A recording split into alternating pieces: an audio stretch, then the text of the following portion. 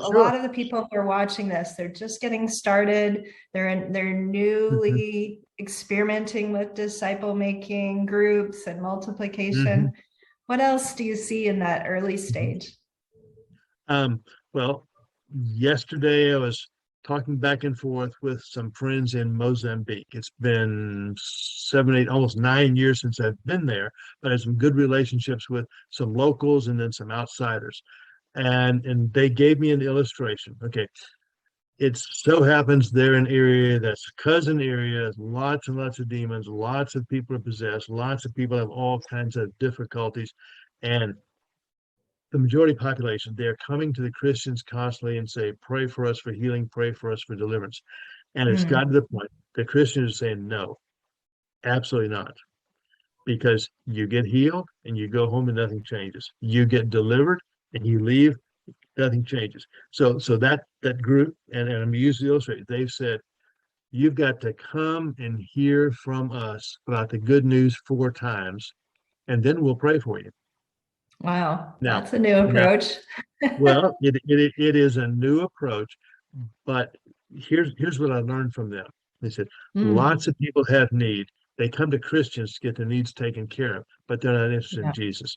Lots of yeah. people have problems, and they know that God works through Christians can help solve their problems. But at the end of the day, that's not what God's looking for. God's looking for disciples.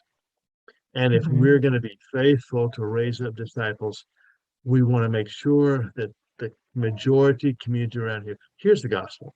And they are. mhm, I mean, and quite mhm. frankly, as they go through their DBS and they have people and they sit and they tell the stories, by the time they've heard that 3 or 4 times, and then they're prayed for and to see God work, then quite quickly, many are believing and they are on a discipleship process so they can be multipliers.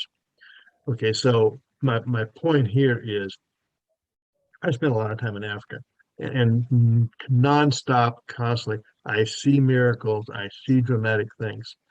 Often that does not result in new disciples, and often it does not result in multiplying disciples. So, interacting yesterday with this group from Mozambique again, I said, oh, I wouldn't necessarily do it that way, but they have their priorities straight. They are making Yeah. they're making sure people hear and understand the gospel as well as just experience the love of believers and the power of God. So that's what I'm looking for even in new people.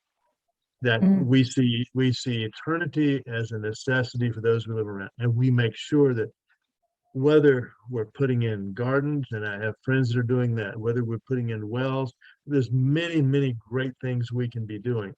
But at the end of the day, did the people around us hear and understand the gospel and have an opportunity to accept it? So you ask about characteristics of people get to movement. Lots of power, but there's lots of truth also, and they make sure people hear the truth and have a chance to understand and accept it.